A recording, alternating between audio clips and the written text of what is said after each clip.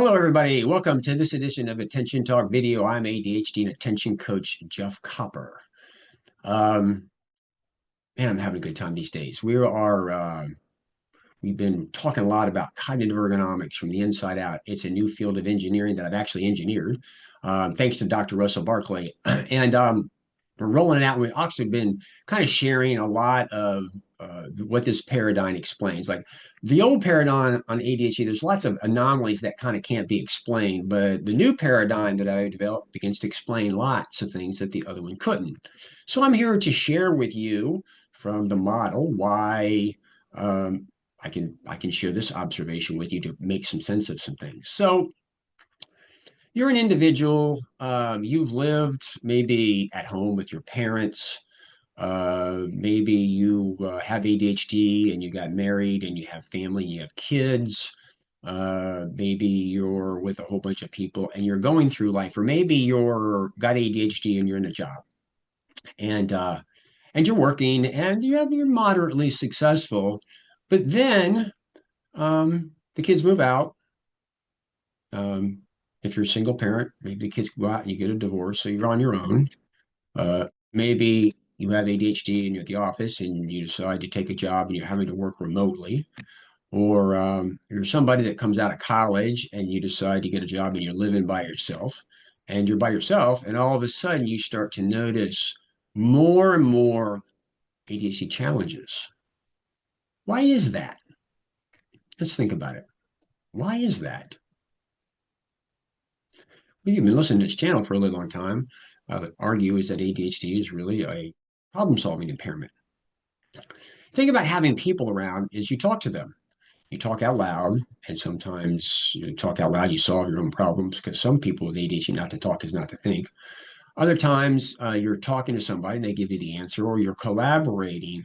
At the end of the day, what's happening is there's lots of invisible hidden accommodations that are part of living with people or working in an office.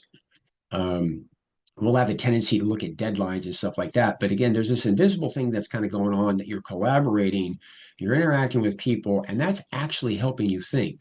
Now that you're completely on your own, people say, I'm missing structure, as if I'm missing like a scheduled thing to do in my day. And I'm arguing, well, what you're missing are accommodations that are intangible. They're invisible. When you were talking out loud with people, interacting in everyday life, you were resolving problems. You just didn't know that's what you were doing. So what's the answer? Well, build them back into your life. It's interesting to me how people are reluctant to do that. I mean, I can sit there and say, hey, this happened all day long, but I can't. Particularly these days, because of our digital world, people becoming more and more walled up. And as I see the digital world having people with ADHD be more reclusive, to move away from face-to-face interaction to digital interaction, to really going on the internet by yourself, the wheels are coming off left and right. So what's the point of all this?